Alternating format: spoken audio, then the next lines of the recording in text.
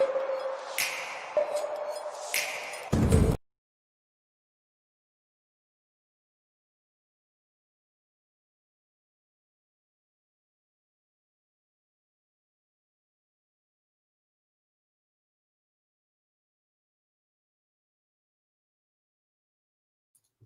Nigel. Hi, Ger. Hello, and welcome to In the Loop podcast, episode number 16 of our series of podcasts, bring you information about Microsoft products and services, new technology, and some great top tips from the team. Hi, Ger. How are you? Yeah, we just learned something there. We just learned that if I mute your microphone, the music doesn't come through. But hey, okay. We're here. First ever In the Loop live. Fantastic. Perhaps you should play the music again. Play the music. Hit that music. I'll do it quietly in the background while we talk. There we are. That's our theme music. No problem, actually, because I pressed a few wrong buttons as always. That's we had Adam come up talking about the 3-letter acronyms, which we'll find all about later on in the show. So, this is we've never done a live podcast before. This is very exciting. Brand new and shiny, night. Brand new and shiny. And how are you doing, mate? I'm doing good. I'm excited to be back on the podcast after a brief hiatus. I haven't done one in a while. We had a little brief break. So what have you been up to? Because we always talk about what you've been up to. What's the weather like? And in fact, we got Irish weather here today. We always do the weather, and it's never nice here. It's still wet. It's still wet. For anyone who wants to know if it's still wet in Ireland, yes, it is. And we're in lockdown here, so we'll find today is going to be a day of positives. We're not going to talk about the negative stuff. We're going to talk about exciting new things, and we're going to share with our listeners and now viewers. And our viewers, yes. Yeah. So in fact, we've got some live comments already, and we have. I'm going to put this one up first, if I'm allowed to click on this one. This is John Pinnock, our number one fan, the founder of the A to Z of Windows, which we've used for the podcast and for my Instagram post. He says, just in time for my road trip to Leicester. Thank you, John. I hope you enjoy it. Audio only, John. Yes, audio only. Yeah. And then we've got Daggercast who says, "A up." Hey up, lad. And another guest here, Mr. Smith, Chris Smith. Good morning. Good morning, Mr. Smith. Good morning to you, sir. Thanks for popping by. So, what else are we talking about? We talk about the weather. What else you've been up to? I've been decorating. In case you wanted to ask me what I've been up to. Your office looks fantastic, mate. I love being in my shed. It's quite chilly out here today. It looks quite nice, though. But I've also got a clue in my T-shirt as to what we're going to be talking about today. Yeah, so we do have a special guest who has been on our podcast before. I think he was on episode 3, I believe. Episode 3, which was all about whiteboard. So why don't we bring our guest into the show? Here he is, Richard, or Rich. If Rich unmuted, if he unmutes his microphone on his end, I'm just going to unmute him. No, you can't. He asked it. Oh, okay. Here we go. Hi. Good morning. Hi, Rich. How are you doing, Rich? I'm all right. It's wet and miserable here in the southeast of England, but we're sunny and bright, and we have some beautiful tech to talk about. We do. So, Rich, we always find out about our guests. You haven't been on since episode number 3, where we talked about whiteboard. Okay. Can you sort of fill us in what you've been doing between episodes 3 and 15? What have I been doing? Well, there's been a fair few product launches, both with my category and other categories that I've been working across. Plenty of campaigns for Expert Zone. So for you guys who are a member of the Expert Zone, plenty of Surface courses on there at the moment, plus the Surface accreditation, which you should all definitely go and complete. Shameless plug. I apologize. No, it's no problem. It's all right, Rich. I always plug in the loop wherever I go. I plugged it on Expert Zone Live last night. Fantastic. If I'm honest with you, even though the environment has very much changed since that podcast, it has been non-stop, which is reassuring almost, in that I get to keep my job. You've been a busy boy, haven't you? You have been a busy boy. I have. And I hate that you're doing the podcast live, because that means that people can see the bags under my eyes. And although my glasses are hiding them pretty well. So. Yeah, you're good. You're good. You're all good, mate. You're all good. So we're going to bring you on a bit later, but we're hoping to get some questions in live chat because we haven't been doing a podcast for about 2 or 3 weeks. Our mailbag is empty. So if anybody's got any questions, please put them in chat. Yep. Dagcast says, loving the tools in the background. Yep, there are some of my... I'm actually not in my shed, so hence why I can't switch on my Surf. It looks very realistic, although your Surface is massive. It's a Surface. It's a Book 3, but I can't turn it on. I wish I'd got a picture with it with the screen on. Maybe I shall... Picture of you doing this. Yeah. Just for a quick one for anyone watching. So because we normally do this on audio only, so Spotify, Google Podcasts, iTunes, and the usuals. It will still be available as an audio on them for anyone who wants the audio, but we are obviously on Facebook, YouTube, and Twitch as well. Today we're in Ireland, UK on Facebook, Expert Zone, YouTube in everywhere in the world. Twitch in the world today. Well, worldwide. But if you are in chat for our mailbag, it would be great if you can tell us your favorite bit of tech in the last 5 years and why. Now, favorite tech and why.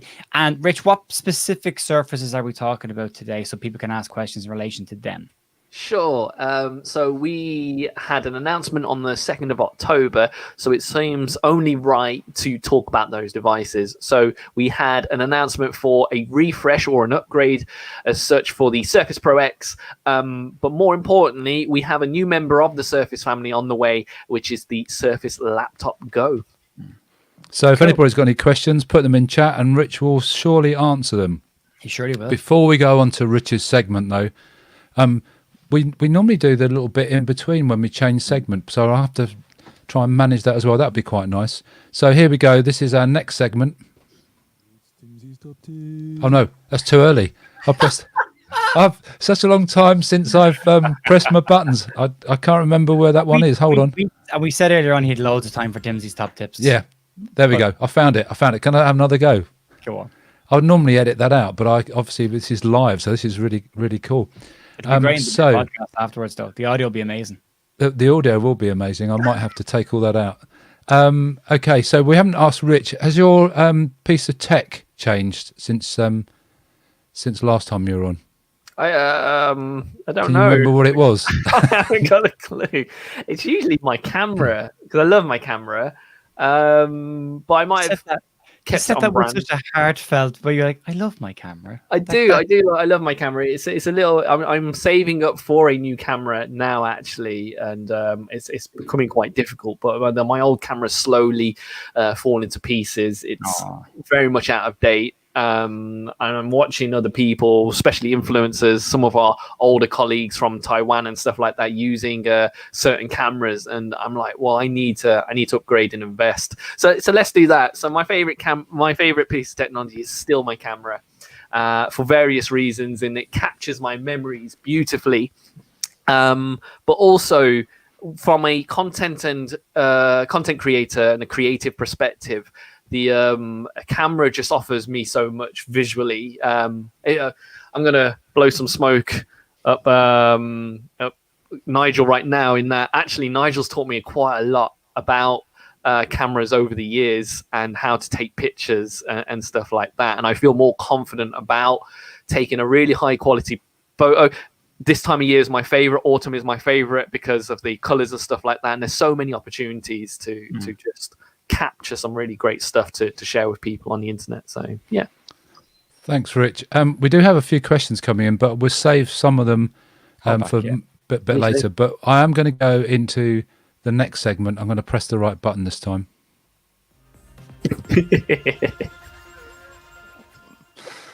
Okay, so our next segment is JP's A to Z of Windows. Okay, so I think the last time I did a demo of this, well, everyone always presses the buttons. Please don't press it on this occasion. But it is Windows and M, and that minimizes. No, don't do it, please. Please don't do it. That minimizes any window that's open, so it goes straight to your tidy desktop. You didn't do it, did you, Joe? Because your desktop. My laptop's over here. Yeah. Okay. You can try it if you want to, but Windows and M is this week's A to Z of Windows. Thanks, John. If you want to check that out, by the way, as well, John Pinnock over on LinkedIn has a thing that he does each week as well. And you can also get it on Nigel's Instagram as well, where it's a little bit different, but Nigel covers it there as well. Nigel, what's your Instagram handle? Nigel_old geek.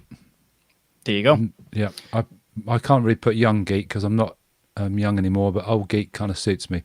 So Okay. our main topic this week is all about the devices that Rich is going to talk about. So that's why he's an invited guest. Mm-hmm. He's the subject matter expert for all things Surface. So Rich, shall we go straight into it? I think it would be nice actually if we alternate the questions, Ger, so we can take it in turns.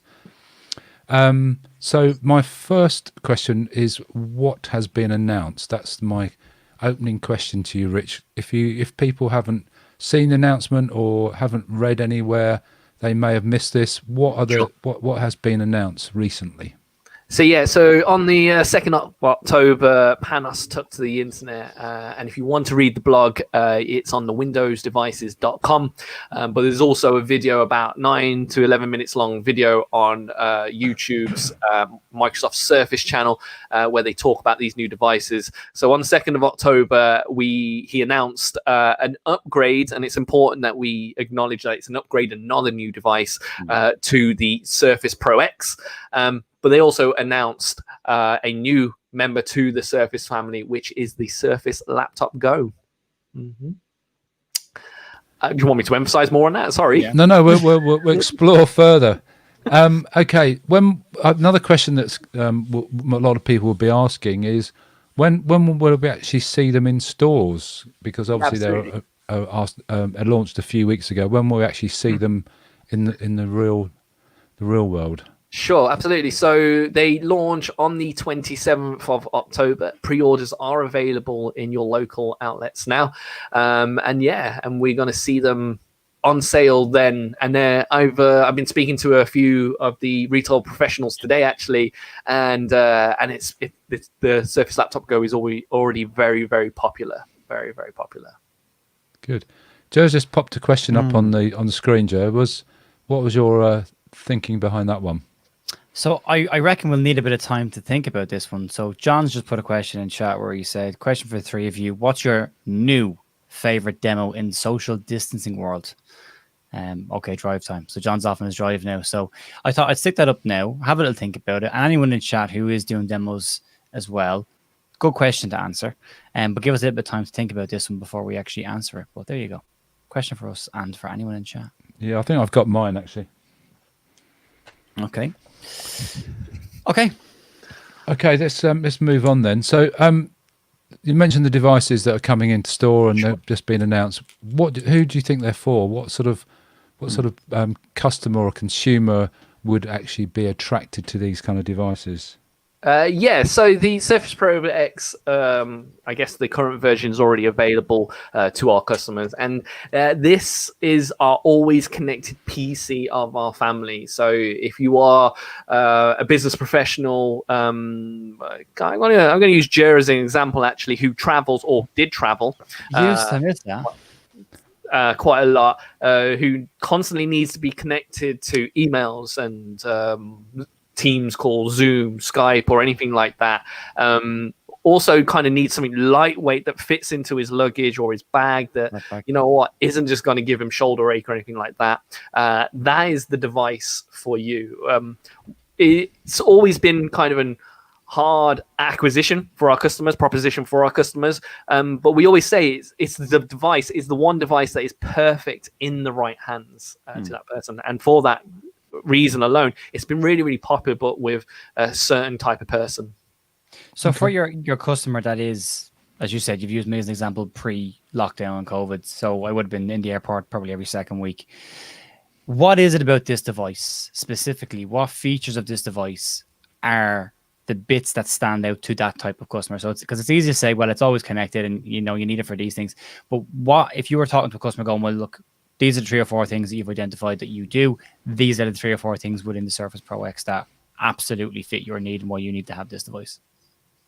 Yeah, we've already mentioned the lightweight, the thinness and the lightweight of it, how portable it is. But as I said, this is the always connected PC. So this is LTE. It has eSIM and SIM options for it. So you can pop that SIM card into there and be connected to the internet wherever you go. And then there's the screen itself. So it's a 13-inch display, near edge to edge, vibrant colors. If I'm honest, it is the best screen across the whole of the Surface family, and it just offers that experience that you would get at home with a monitor, but wherever you are, you're not going to be struggling to be able to see anyone or anything like that. And then we can, even on the back of that as well, when this current world that we're in, we're making more and more calls, video calls, kind of like what we're doing right now. So with that screen, being able to see everybody clearly, look at presentations really, really well, you have the combination of the cameras. So nice cameras on there, full 1080p HD, plus the studio microphones for clear communication and picking up the voice and stuff like that. So yeah, there are a multitude of things that contribute to this device: lightweight, always connected, and those features that offer that connectivity through collaboration and communication makes the device what it is. I've got a question for the audience, actually. Mm-hmm. I'm not going to put it to you guys because you can you'd probably tell me straight away. I actually have to look it up because I don't know what it means. But we always talk about LTE. Does anybody know what LTE stands for? I did used to know this. Working in telecommunications, I'm sure. I've worked in telecoms for a long time. I have to remember. I'm not going to put Rich on the spot either because he's smiling, which means that he's a bit like yeah, he does. So let's see whether anybody knows what LTE is. There is the power of the internet, so you could always look it up. But it's just nice to know. We're talking 3-letter acronyms, which is part of the show. So I thought it's more than appropriate to. It's not as obvious as you would think. Oh, there we go. Nailed it. There we go. Pop that up. There you go. Posh British dude. Long term. What a name. That's fantastic. You deserve an extra 10 points for that name. That's outstanding. It's a great name. Long-term evolution. Yeah, that's correct. And it's not an obvious. You wouldn't think that there's loads now. We've got. Oh, yeah. Everyone's fighting.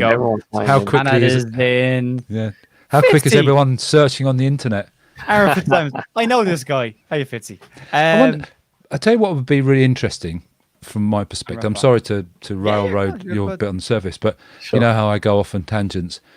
Just how people actually search for that. You know, if they're using a Windows device, how would they have hit the Windows key and just typed LTE in?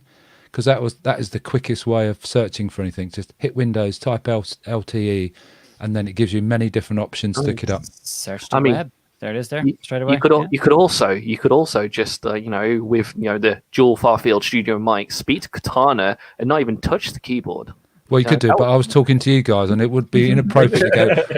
Hey, Katana, what's the fastest ways, right, to do things? The fastest ways to search. That's brought in a really interesting subject, Rich. You talked about far-field mics and omnisonic speakers. Sure. What does that kind of really mean to the customer? What are those kind of expressions that we use actually really, really mean? You know, I don't know what a far-field mic is. Does that mean that I can shout from a long distance to a field somewhere? Or what about omnisonic? What does omnisonic mean? Those are great questions and really, really relevant at the moment. I'm wearing my uniform, as you can see. I am fresh off the training room floor. In fact, the chat, for some reason, is filled with the people who I was possibly doing training session with just before this call, which is really weird. It means that they haven't had enough of me already. You brought your fans with you. Your adoring fans. And part of that training session was about the components that contribute to what a modern premium PC is. And I'd identify stuff like omnisonic sound, like dual far field microphones. So it's these things that bring it all together, that engineering behind the device. You've started me off now, Nigel. I'm sorry. No, that's fine. I'm just testing to see whether he could say far-field microphones. He's done so well. He struggled so much with that. You've got really good at that, mate. So let's just start with omnisonic sound and what omnisonic sound is. And it isn't new technology, believe it or not. It's just new technology to our devices. We have them currently in our laptops, so that's what they're most renowned for, being placed under that keyboard. But we also have them in our Surface earbuds as well. And the best way to explain omnisonic sound is to kind of reference something else, which is the speakers within a meeting room. So we've all been in a meeting room where they're in the ceiling and they're come down. And what omnisonic that sound does, it's directional, 360 direction, which aims to then fill the space that they're in. When you want to, if you want to know what the advantages of that are, it's about being able to hear everything. So being able to hear people, the music, being able to hear people talking, or the presentation, or the video, or anything like that. So when that sound comes through the earbuds or the laptop, what that sound is doing, it's filling the space that they're in. And a lot of people, when they first came across the laptop, didn't know that the sound was coming from the keyboard, and that's exactly how it works. Okay. And Rich, is that why the speakers were put in the keyboard? Is because it has available space within that in order to come through? Isn't it an innovative idea? I said it, innovative. Well, you nailed that one as well. We're testing him today. He's doing well, isn't he? He's doing really well. Because you would automatically assume with most devices the speakers are in the bezel or they're in the side, but obviously you want to get that edge-to-edge display, so you take out the bezel, you remove things from the bezel. But is the thinking behind the omnisonic speakers just because there is available space for it to fill in and to come through? Yeah, and it's one of those things where when it happened, it was like, why hasn't anyone done this before? It made the screen thinner, and of course, people pull it into the screen so that the directional speakers usually they come at you, right? And for that, they've put it into the keyboard. It's under the keys, and it works beautifully. And yeah, you're absolutely right. It makes a sleeker, slimmer design because of it. Cool. Perfect. Good answer. Thanks. Good answers. It's just always nice to find easier ways to explain it to people rather than talking jargon. So, well, let's just on the jargon though. There's one thing that's omnisonic. What's the benefit, or what is a far field microphone, Rich? Sure. At home? That was my other question. Thanks for remembering. Yeah, if a far field microphone walked into the room, how would you know? Ger, it's a dual studio far field microphone. Okay? Sorry, dual studio far field microphone. Yeah, absolutely. So these are brilliant, right? And I'm currently working from a Surface Book 2 that doesn't have them in it. Hence the reason why I'm using my microphone. Okay, because I want a better sound. I want you to be able to hear me better. And they are directional microphones, so they are designed to pick up you speaking, and not everything else that's going on around you. And this is the same technology, not only in our laptops, but it's also in our headsets as well, the Surface headphones and the Surface earbuds. And they are directional microphones that aim to pick up your voice over everything else, giving you a easier way of communicating, a crisper sound. And if I've got 3 cats in here, if they want to go crazy in the background, you're going to hear me over them. So okay. It focuses the directions, basically. Focuses the pickup. Directional mic. Cool. We do have a few questions coming in. Yeah, but I think I'm going to save them to the end. If you are asking a question, we will get to all of your questions in the definitely. There's some really interesting questions. Yeah, that's right. There. So the other question I have for you, Rich, is around the post-consumer cycled content of the device. Apparently, there's like 30% made of recycled material. Sure, we're talking about the Laptop Go now, right? Yeah, we are. Yeah, absolutely. Yeah, so the Laptop Go is the newest member of the Surface family. I've got one right here, and since we're live, I guess I can hold it up to the camera. But for those of you that are listening on the podcast after this, it is the smallest laptop from the Surface laptop range, and it's great. It looks beautiful. It's got magnesium alloy, that aluminium casing on the top, and what Nigel was referring to was the polycarbonate resin glass fiber with 30% consumer recyclable content built into it. So it's plastic, but it's really high quality plastic. But it's that 30% recycled content that I'm really kind of impressed by with this. So we've got all the bells and whistles in this. We have fingerprint reader, we have an i5 processor, we have a beautiful keyboard, a beautiful screamer, a 720 HD camera, but we've seen lots of this stuff in other devices as well. But when we talk about innovation, and Surface always aim to innovate the market, this is another step towards that innovation. I always reference Alcantara. You guys remember when Alcantara came out? Okay. One of the first questions we were asked was, is it animal friendly? We were surprised. We were like, oh, we hadn't even thought about that. And that's when we learned the difference between fabric and material. Fabric being animal fur, or material being a man-made product. And of course, it's material. It was a man-made product. And people loved that about it. They were like, I want this device now. I'm safe with it. This is going to be another question, right? So people are more conscious about the world and what's going on around them. They're more interested about sustainable materials when it comes to the things that we buy. Our clothes, is it sustainable? A fast food restaurant removing plastic straws now from use circulation because we want to protect the oceans. Coffee cups. And now the Surface category, through innovation, are moving more towards more sustainable materials when it comes to the creation of their products. It's going to be a great and interesting talking point going forward. It's funny, recently I've watched a couple of YouTube videos. One piece on the news actually this morning at 5:30. If you get up at that kind of time. Was on the well, it's actually 10 to 6 actually, it was a bit later. But there's a company that, talking about shoes, selling shoes. They've just taken on high street locations, which is quite odd, but the products are all, naturally man-made fibers and recyclable. So that's really interesting. And another company, automotive company or a car company, have worked out that they're from production to destruction, if you like, and the whole part of their car that they produce will be zero carbon. So people are really, really, really studying the impacts of products, textiles, materials used in terms of, is it recyclable? Is it safe to use? All that kind of element. You've got a lot of bits in that as well. Like you've got the Paris Climate Accord, where a lot of countries have committed to being carbon neutral by 2050 or 2040, and then you've got companies like Microsoft have also done it, where they've committed to being carbon neutral by a certain point. Yeah, that's not just what your buildings are using or what your it's down to the devices and the manufacturing that you're using as well. And if you can use recycle, this is the first Surface to have recycled material, and if that's a stepping stone into where it's going to go into the future, it's a very positive move forward. You want to be able to do that. So it's a fantastic thing. I'm curious because I'm going to play dumb here, Rich. What's polycarbonate?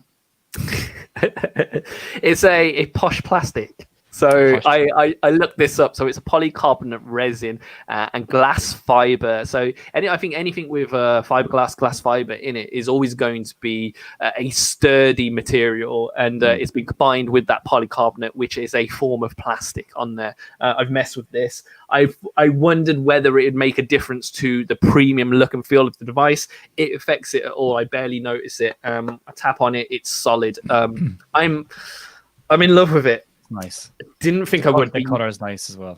You guys know me. I'm a power user, and I usually stray away from these devices. I have to say, my Surface Book has been closing at the end of the day, and this one has been coming out. That's a bold statement. That was glued to your hip. It is. I mean, the color. This is a sandstone. You can get this in ice blue and platinum as well. They just look great in this form factor, this smaller form factor. The omnisonic sound that comes through the keyboard on this it feels like I'm using a 15-inch device on it. I've been watching Netflix and stuff like that on here, and it just works absolutely beautiful. There you go. Polycarbonate is used to make crash helmets. There you go. That's durability, right? That's proper durability, yeah. I love the fact that we've got people in here talking and answering questions for us. It's great. This is fantastic. Great. I don't recommend wearing a Surface as a crash helmet, though. Yeah, it's on the right word. We're on the right path. Thanks, Jim. So, shall we bring some questions in from our audience, Joe? Do you want to read them out? I will scroll back. So we asked everyone what their favorite bit of tech was initially at the start. So we'll box that one off there. So we've got Rafal's first Surface Pro made travel better, and the amount of work that he can do, speed is unbelievable, and a lot of cybersecurity stuff on it as well, which is great. We had the question. Dan Boyles, once of this parish, now in the commercial team. My favorite bit of tech at the moment is actually my new smartwatch. I've got really into fitness and allowing me to track my food and drink, exercise, weight, and metrics for my body is awesome. Thank you, Dan. Nice. Thank you, Dan. Hope Dan's well. Scrolling down. Oh, here we go. Question from Rafal. Question in terms of the SQ2. How do we compare this to the main brands? Sure, absolutely. So let's be transparent. It is an ARM processor, so a mobile processor. If you are watching this or listening to this and you're wondering what I'm talking about when I talk about ARM processor technology, just look at your mobile phone. It's exactly what is in your mobile phone, and it's aimed at having a longer battery life. So when we compare it to our full processors, I'll use, say, Intel Core's i5 series as an example. It's nowhere near as powerful as those processors. But because of that, we get a much longer battery life out of it, which means that we can be connected all the time. Hence the reason why they're in mobile phones. I hope that answers the question. I think it does. Difficult to tell because we can't get a response, Rich. He's driving now. Yeah, he's driving. Perfect. Yeah, not a huge amount of questions there. Just people popping in. We've Derek popped in. He's lurky in the background. He is working today, but thanks for giving us some of your time, Derek. Phil Mabbott has joined in to say, yet more surface training with Rich. There you go, Rich. There you go. Yeah, that's it for now. But Jim Wilson did have a question earlier on where he said, why not acoustic surface? So I just clarified that. What did he mean by that? And he said it was instead of speakers. So the Omnisonic speaker is a speaker just located in a different part of the device than normal. Would that be correct, Rich? That's correct. Yeah, they're under the keyboard, under the keys. Yeah. Cool. Okay. Rich, thanks for coming and explaining all those things to us. Was there anything else that you wanted to make sure that we covered before we move on to the next part of the show? No, naturally, I'm here to talk about Surface and the Surface Laptop Go, and just how I feel about it. As I said, I'm a big advocate of this. This possibly is my third favorite in the Surface range. I prefer it over the Laptop 3 for reasons of it reminds me of notebooks. I'm going to take you guys back in time a little bit. Notebooks. Do you remember notebooks? Yeah.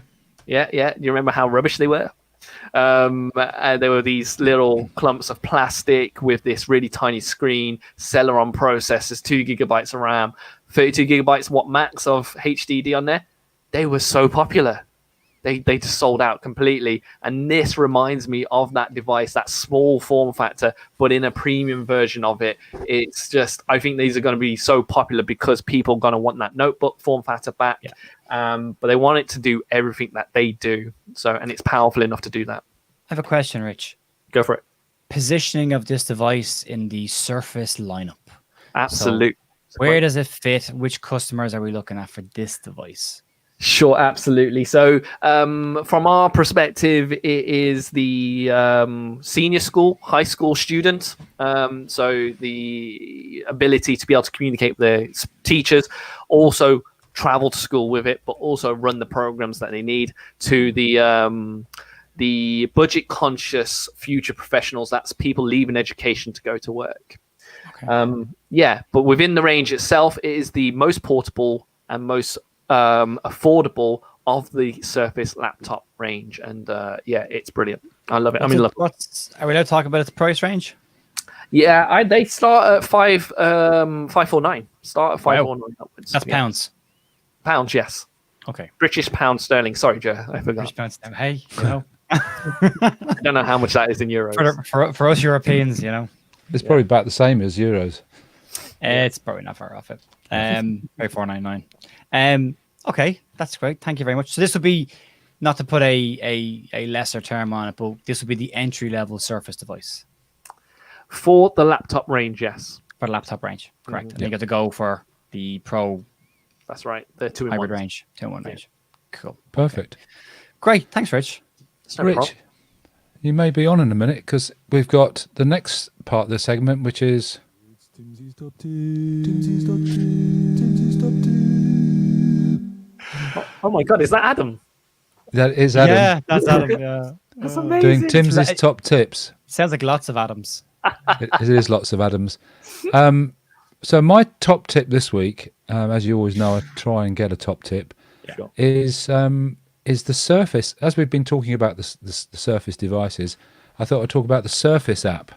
But instead of me talking about it, why don't we bring our guests back on and get Rich to talk about the Surface app and how people can make use of that on their devices if they have a Surface. Sure. All I'm hearing, it sounds like you guys just brought me on to have a day off or something. So I'm just kidding. So the Surface app is a Windows feature within Surface. So I don't get myself in trouble now. I was just going to say we'd normally edit that out, but we can't because we're live. So that's the end of that. That's our secrets out at night. Podcast, right? So yeah, the Surface app is a Windows application, a first-party application.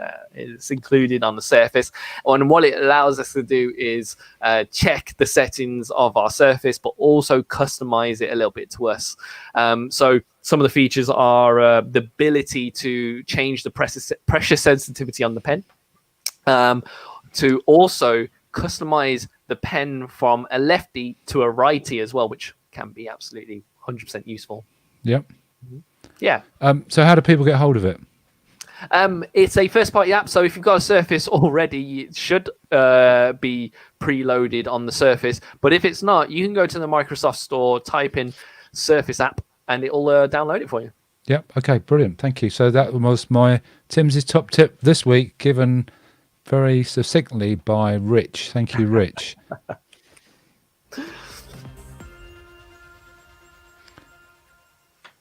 I think I've mastered where the buttons are. Good stuff. So episode we always 16, do. Nigel. If you haven't, what's that? Episode 16. Episode 16. We've mastered where the buttons are. Well, not quite. That's fine though. It's good. It's good because it gives my vulnerability on the show. So if you haven't seen this book, this is the Mad Dictionary. You can see this in real life this time, and this is Mad is an abbreviation for Microsoft Abbreviation Dictionary. Now every week we flick through the book. Last time we did a podcast, Ger used his birthday. He didn't tell us what month, so we can't send him loads of cards and presents. But he gave us a page number. We looked it up, and the three-letter acronym was EDI, Echo Delta India. So why don't we get the audience to see, the listeners to see what that is? In the meantime, Rich, see if they can guess what EDI is in terms of three-letter acronyms. If you have any idea what EDI means in the Microsoft landscape, stick it in chat. And Rich, I'd like you to pick a number for your guess, and you've done this before, so you know you only get one guess, between 1 and 83. Let's go with 39. 39. Is it funny that this is the part of the show that stresses me out? Really?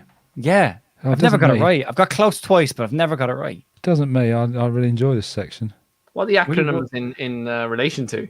Everything in Microsoft. Anything Microsoft. Everything. Oh, right. Okay. That's why. How many pages have to matter, Nigel? 83. 83 pages of acronyms, and it's small font. Amazing. Right. And you wanted 39 or 29? 39. Your age? Yes. He is older than he is not 39. Hang on. I am not. Okay. Right. Here we go. This one, Ger, you'll get this easy as anything. I definitely won't. This is MCA. MCA, Mike Charlie Alpha. Microsoft Collaborative Association. You're very close. But I think I'm close, but I could be miles off. Is it Microsoft Client Application? Guys, both of you got what? I didn't get it right then. Both of you got one word right. Oh, Joe, we can we need to. So it was Microsoft. I said Microsoft something application. But we're both right with Microsoft. So the client application and Microsoft client application sounds right. Hopefully, John's not driving, but he said Microsoft Client Application. So I said No, it's not right. Actually, it's Microsoft Certified Architect. How? In what world did you think I would get that? Well, I can. Well, in the same way, I managed to press the buttons right. I hope that one day you'll manage after 16 episodes to get one right. You gave SLA out 1 week as a user one, and I know what SLA means, and I didn't even get to answer that one. There was one actually that I got really quickly, and you were annoyed. So I'll read out the explanation. It's the highest technical accreditation available from Microsoft Learning, only available to those who have both technical competence, MCM, Microsoft Certified Master, and proven experience as a technology architect. I've seen these on LinkedIn because you get a cert for it when you do it. Yep. They put them up on LinkedIn. I've seen them. Yeah, I've seen them on LinkedIn as well. Oh, it just seems so obvious now. Now it does. Okay, it's amazing how obvious something is when someone tells you the answer. So I've just checked in with John. He's he said he wasn't driving. He's just got there. Perfect. Okay, we need one for next time and for the audience. So anticipation for next time. Give us a number, Ger. Let's go 25. 25. I know this one. I bet I know this one. Okay, I'm going to go with, this is a fairly easy one, I think. I would get this. This is ES... Pardon? You have the book. I know. I get them right every week. EDS. Sorry, ESD. Echo Sierra Delta. ESD. That's for the audience. Brilliant. Okay, that's for next week. Thank you very much. That was the end of that segment. Ger, you do your normal, where can we find about... if you like what we do around here, you can find us in a couple of places. So if you're listening to the podcast, it's available on Spotify, iTunes, Google Podcasts, and all good podcasting platforms. If you want to get us from a video format from now on, you can get us on Twitch, on Expert Zone UKI, on YouTube, on Expert Zone on All Things Microsoft on YouTube, and Expert Zone Ireland in Ireland, and Expert Zone GB in Great Britain. Also, if you want to get in touch with the show or ask any questions or share your favorite bit of tech, you can get us on intheloop.podcast@outlook.com. Thank you very much, Ger. Rich, can I thank you? I know you're really busy at the moment producing massive amount of content and lots of training. Ger's got his hand up. I finished thanking you first. Thank you for taking the time out to come and join us on our first ever live In the Loop podcast. Ger. I want to share something. We don't get a chance to do this very often, but there's a bit of news just that's coming out from Adam on our Windows category. You have the new Windows 10 update for October, and we've got a video. Have we? Yeah. If you want to share it with people, then I can tell you what's new about that before we wrap up, because I haven't got any last words, so we could just do this as the last bit. You're going to play a video? I'm play a video. Well, you've been busy in the background. I have. Adam sent this out, so thanks to Adam for sending this out to us. I'll just give us something to... I will click the share audio button, because that's important, people. And here we go then. Go. All right. So this is the new Windows 10 update. It's a small update as these October one tends to be from now on. I'll go through in a minute what is actually included in the update, but this is a short video that Windows have put together to I'll move this out of the way. So here you go.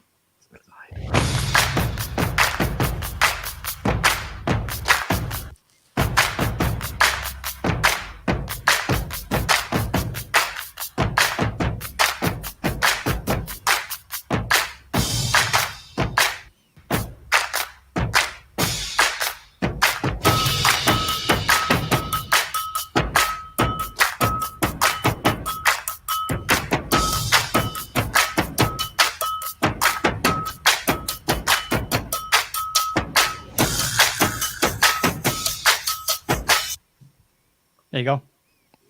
Thank you, Ger. Oh, no, it's buffered. Sorry, 1 second. It's buffered.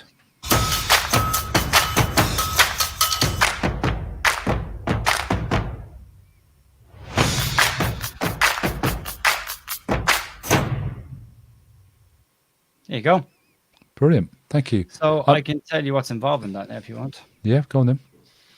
Just open me, get rid of that. Because the listening audience, all we're going to hear is the music. We can clip that out then. For the listening audience, you won't hear that. You won't know. So the Windows 10 update. So this is going to roll out slowly as and from, I believe, it's from today. Here we go. What do you need to know? With the Windows October 2020 update will start rolling out to users as of today. This is a slow rollout with users receiving an update in their system once it's been recognized and is ready. If a user's PC isn't ready for the update because of potential issues that have been recognized, they will not receive the update just yet. Users can force the download via the website online. However, it is not recommended. Users should wait until their system has been approved for updates. But what is involved in this update? So what's new? The start tiles in Windows 10 start menu will now be theme aware, recognizing if you have light or dark themes set, giving you a much more elegant look. The touch experience on the taskbar has been improved, making it more user-friendly in tablet mode. Alt and Tab, the shortcut to navigate through multiple open windows, now supports Edge tabs. So if you can navigate every tab open in every single Edge browser that you've got. Also, you saw a personalized taskbar there. You would have seen Game Pass for PC there as well, and notification improvements as well. So brilliant. Small update, but some nice little changes. Yeah, no, nice to get it in on the podcast. Yep. But I'm also going to thank Rich again in case that got lost in between the Windows 10 update. Just actually a little quick tip on if anybody wants to know what version of Windows they're running. If you hit the Windows button, type in WinVer, WINVER, press enter, and it will tell you the version of Windows 10 that you're currently running. So I'll do what we normally do at the end of the podcast and go, it's a goodbye from me. Goodbye from me. And it's a goodbye from me. Thanks, Rich. Thanks, Ger. Thank you, everyone, for listening. See you next time. Cheers, folks.